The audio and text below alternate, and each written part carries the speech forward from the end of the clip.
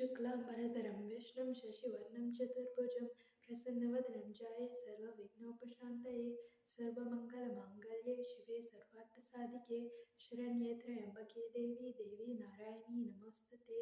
वक्रतुण्डमहाकाय कोटिसूर्यसमप्रभा निर्विघ्नं कुरु मे देव सर्वकार्येषु सर्वदा श्रीराम राम रामेति रमे रामे मनोरमे सहस्रनाम तत्तुल्यं रामनामावरानने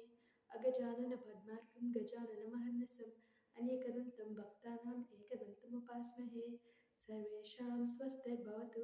सर्वेषां शान्तिर्भवतु सर्वेषां पूर्णं भवतु सर्वेषां मङ्गलं भवतु लोकाः समस्ताः सुखिनो भवन्तु ॐ भूर्भुवस्वः तत्सवितुर्वरेण्यं भर्गो देवस्य धीमहि धियो यो नः प्रचोदयात् ॐ महालक्ष्मी च विद्महे विष्णुपत्नी च धीमहि तन्नो लक्ष्मी प्रचोदयात्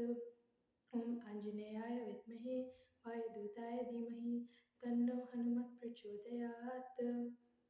हरे कृष्ण कृष्ण कृष्ण हरे हरे हरे राम राम राम हरे हरे. Thank you.